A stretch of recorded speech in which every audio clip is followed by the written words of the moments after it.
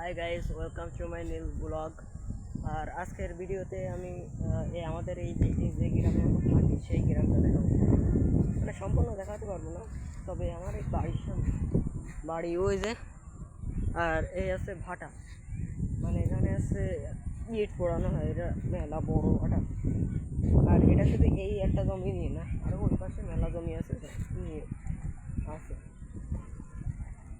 Guys এখানে কাল বৃষ্টি হওয়ার কারণে এই জায়গাটা একটু নিচু আছে, মানে আগে একটা ঘের ছিল, তো সেই জায়গাকে মানে ভাটা বানায় দেওয়া হয়েছে। আর এই যে হাঁস, তারপরে বিভিন্ন ছাগল মানুষ বেঁধে থুয়ে যায়। আর ওই পাশে একটা পুকুর আছে, যেখান থেকে হচ্ছে আপনার খানায় ওই পাশে হচ্ছে ড্রেন আছে, সেই ড্রেনে সমস্ত মাছ ওই পুকুর থেকে চলে যায়।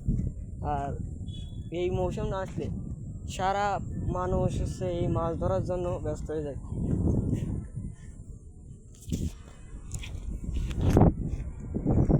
এখানে আছি ষাটটা মোটমাট আছে, একটা গাড়ি আছে, মোটমাট 60-65টা গাড়ি আছে, 19টে ডেজার আছে।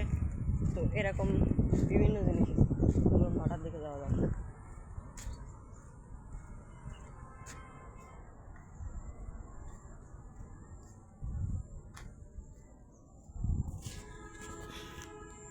গাইজ এটা হচ্ছে পলিথিন রাখা হয়, যদি হচ্ছে বৃষ্টি চলে আসে তো এই ইট ঢাকার জন্য এখানে পলিথিন রাখা হয়। স্যার এখানে তো আমি ওই আগের একটা বুলাকে বলেছিলাম যে এলাকায় সমস্ত এলাকায় মনে করেন যে মিল কারখানা দিয়ে আর এই ভাটা, আর এখানকার যে বজ্র ধোঁয়া মারাত্মক ক্ষতিকর। দেখুন অল টাইম চলতে থাকে, হয়তো ক্যামেরায় দেখা যাচ্ছে না কিন্তু আসলে চলতে থাকে অল টাইম। আর এরকম যে স্কমিটার দেখতে পাচ্ছেন না, এখানে বহু আছে, ও দেখুন এ ভাল পড়ে আছে, দেখা যাচ্ছে তো এবার।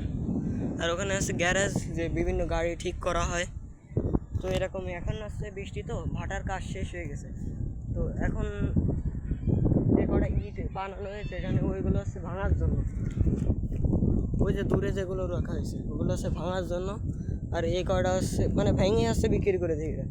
আবার এই ইট হচ্ছে যে সাধারণ রাস্তার কাজের জন্য যেগুলো লাগে না, সবে এই সব নিয়ে যায়। আর ভালো মানের ইট তো জানেন এই বিল্ডিং করার জন্য ব্যবহৃত হয়। তো এটাই।